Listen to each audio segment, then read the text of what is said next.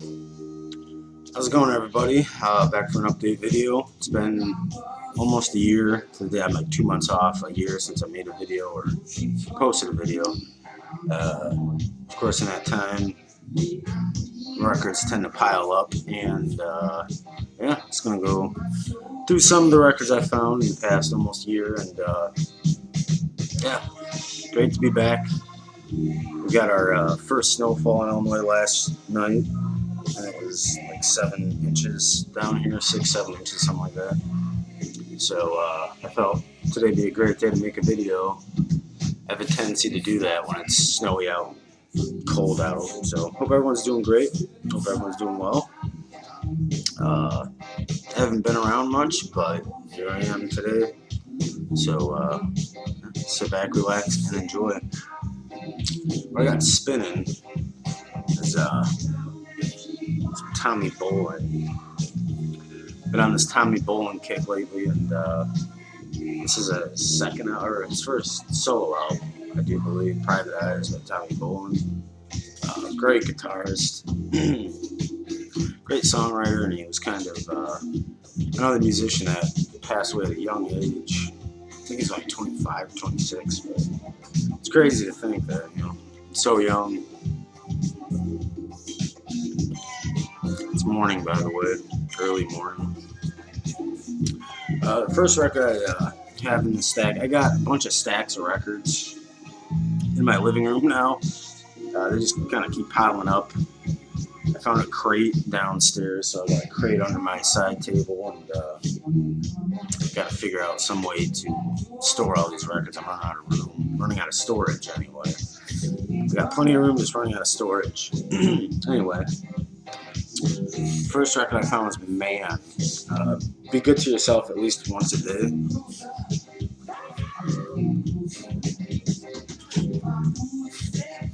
This was an album I wasn't too familiar with. I had no idea really who Man was. Maybe I have in the past, maybe I should have. But what's cool about this record, when you open it,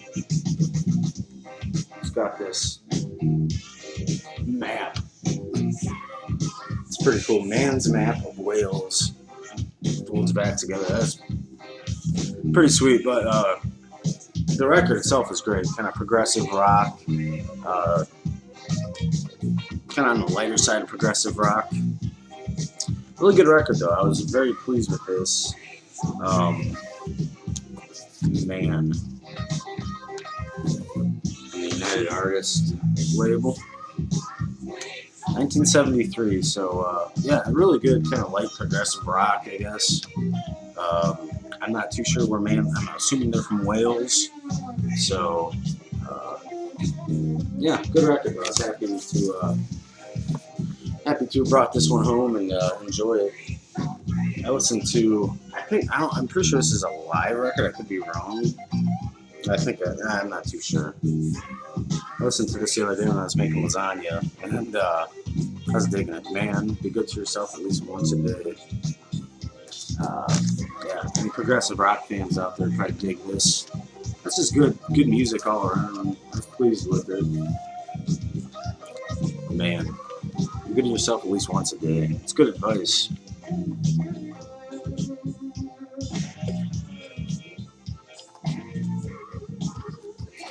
Joe Chambers, the not sure how it's pronounced, the Almoravid. But I just listened to this morning when I woke up. Joe Chambers is a jazz drummer, and very, very cool record. This is from recorded in 73, 71, 73. Woody Shaw appears, Garnett Brown, George Cable, Cecil McBee. So some of the names I was familiar with, some seasoned jazz veterans. Great record on the Muse label. I'm not sure if it's a reissue or repress or whatever. But yeah, kind of like what's the best way to describe this? It's jazz music, and it's kind of has like I wouldn't say Middle Eastern or Spanish. It's kind of got like an exotic feel to it. It's best way to describe it, but great record. Joe Chambers. I dig this. Maybe if I read all the back, I do that a lot of times. I'll look at these records before I buy them. I'll spend hours just reading the information on the back, and yeah. If you read the back, you'll learn all about the record. So, great record though, Joe Chambers. This was an interesting find. Lindisfarne, Dingley Dell. This is a promotional copy as well.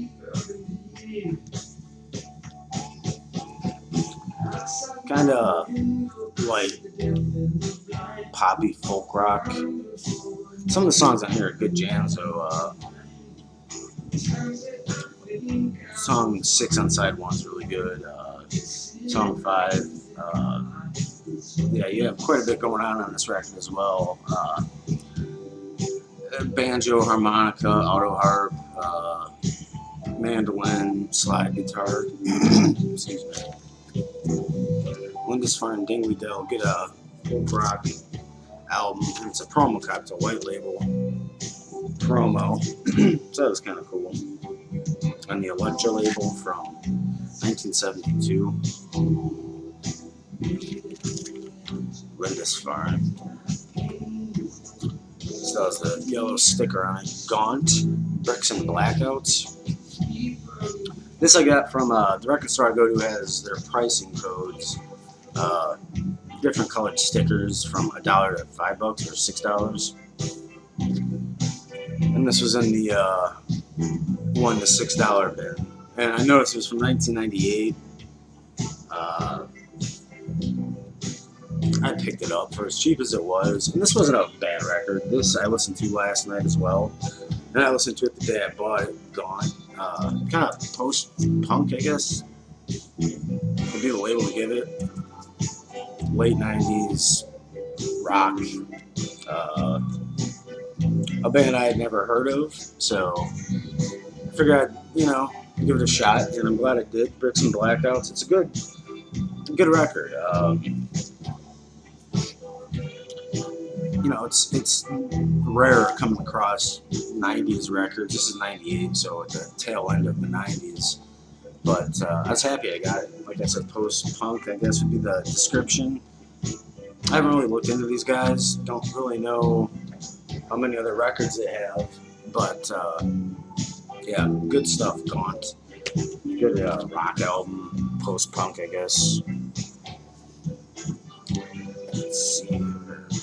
Being on the Tommy Bolin kick I've been, I found this at the record store as well. That's happened because I remember seeing this record somewhere. I've been listening to his first album. I remember seeing this record somewhere, but I couldn't remember. And I went back to the record store, and sure enough, this was there. Kind of pricey, but it's a good record. A record I've never really come across before. Teaser by Tommy Bolin. Teaser was a great song. I think that was probably a hit off this album. But a friend and I were talking about Jeff Porcaro the other day, the drummer from Toto, and I told him he's probably been on so many songs that you've heard that you didn't realize it was Jeff Porcaro. And sure enough, Jeff Porcaro was pretty much almost on every song. On drums, Prairie Prince plays drums on a few of the songs, but yeah, anyway, Tommy Bolin, Teaser, this record's great. Tommy Bolin, good stuff. I'm a big fan. I'm really happy I got that. I've been listening to that. That's been on the turntable for a few days. Kind of alternating between the two albums of his that I have. Oh. I left my YouTube account signed in somewhere. Someone's been on it, liking all this Pokemon shit. Nintendo stuff. I mean, I like Nintendo, it's fun. Not into the whole Pokemon fucking craze, but yeah, so I don't know where I left my YouTube account signed in somewhere, so because I went back to check last time I made a video. Just so happens I was wearing the exact same outfit last time I made a video, so it's like time stood still. Anyway, Jimmy Smith, Any Number Can Win. This is a big band group, Jimmy Smith on the Verve label. Produced by Creed Taylor, if I'm not mistaken. Yeah, Creed Taylor. So, and it has a solid lineup: Kenny Burrell on guitar, Jimmy Maxwell, Joe Newman on trumpets. That's kind of why I grabbed Kenny Burrell. His guitar playing is beautiful. I love it, and of course Jimmy Smith on the organ. Jimmy Smith, Any Number 2. This was produced by Creed Taylor on the Verve label, so I'm not too sure how many records Jimmy Smith had on the Verve label, or how many were produced by Creed Taylor. But yeah, it's got that big band kind of feel to it. Yeah, Jimmy Smith, Any Number 2. I love Jimmy Smith too because there's always, this is kind of an ongoing theme, the females and fast cars. Yeah. Good record though, Jimmy Smith, Any Number 2. Not one of my favorites of his I've heard, but it's not a bad record. Red Rubber Ball by The Circle. I have one other album by these guys, Neon, I believe it's called. This isn't bad, 60s kind of light pop rock. Red Rubber Ball is a hit that you might hear on the radio from time to time. Originally $3. And this is the, I believe this is the mono version. Yeah, kind of light, lovely pop rock. Red Rubber Ball by The Circle. I hear the song occasionally on like the classic hits radio station around here, so it's kind of fun to find that. This I had no idea about, the Bermuda Jam. The picture looked really cool. I mean, like they're all kind of cheesy, but they're in the ocean. They have tea and crumpets, maybe. I don't know. The one guy's got a fishing pole, a pineapple on it. Bermuda Jam. Not too sure what the deal with that cover is, but I have not listened to this one yet. But I'm gonna assume it's kind of psychedelic, hints of psychedelic rock, folk rock maybe. 60s, 1960 something or other. But it was cheap. A record I've never seen before, so I grabbed the Bermuda Jam. I'm going to give that a spin. This one I haven't spun yet either. Haven't had the time, but Jimmy Forrest, Most Much on the Prestige label.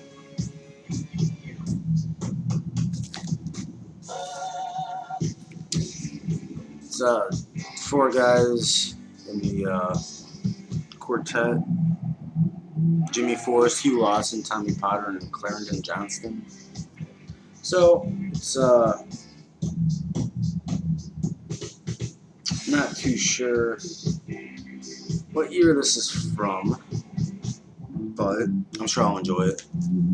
Jimmy Forrest, Most Much on the Prestige label. I like when you get records still in the shrink wrap that has those little old stickers on it from when it was first up for sale. Jimmy Forrest. That Prestige label, that'd be a later. Not too sure. I gotta do more research on labels and years and all that. But anyway, yeah, Jimmy Forrest on tenor, Most Much. Can't wait to give that a spin. This one's still sealed. Haven't listened to it yet. I haven't popped it open. The Candyman Bring You Candy Power. Once again, it kind of looks like 60s, late 60s, early 70s pop rock, or maybe psychedelic a little bit. Roy Orbison's backing band for a while, Candyman. So, Candyman Bring You Candy Power. The album looks psychedelic. The name Candyman seemed kind of, seemed a bit psychedelic maybe, so, I don't know. I'll give it a shot. Heads Up by Blue Mitchell. This was a great album. I did listen to this one. Nice, smooth, relaxing jazz record from what was the year on this one? McCoy Tyner appears on piano. Pepper Adams on baritone, Blue Mitchell on trumpet. This is on the Blue Note label as well. I'm not too sure. Once again, later reissue or repress, whatever.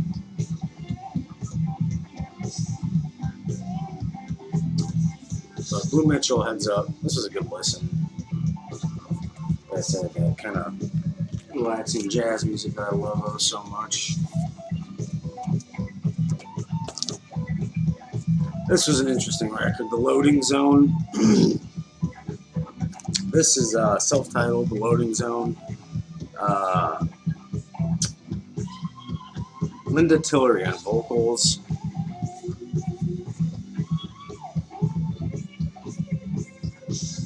This is a great record. She's got such a great, soulful voice. She can really belt out the tunes. Funny looking dudes on the back. I mean, they all long hair, beards on a few of them. So I grabbed it. Originally from San Francisco, I believe this band is, or Berkeley, San Francisco area.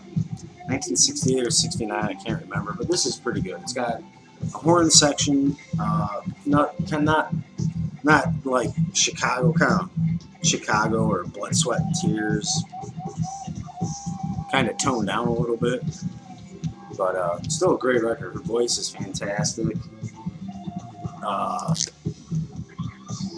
Yeah, it's kind of, you know, like I said, it's got a horn section, so if you're into that horn rock or whatever, this is late 60s, so I think it predates, or around the same time as like Chicago 1 or Blood, Sweat, and Tears' first 1 or 2 albums. Great band, I mean, band I've never heard of. I'm sure they released 1 or 2 albums and that was it, but Loading Zone, decided to get that, so fun listen. So I probably did more talking than I did showing records, but on the end of the video there, I don't know how long I can make these anymore. It's been a long time since I've been on the Facebook or YouTube, whatever. Anyway, I hope everyone enjoyed. I'll probably make another video. I got time. I got the records, so I'll shoot another video here in a little while, maybe. So hope everyone's doing well. Thank you for tuning in, and you know, stay warm, be good to yourselves, and watch for the next video. Thanks for stopping by.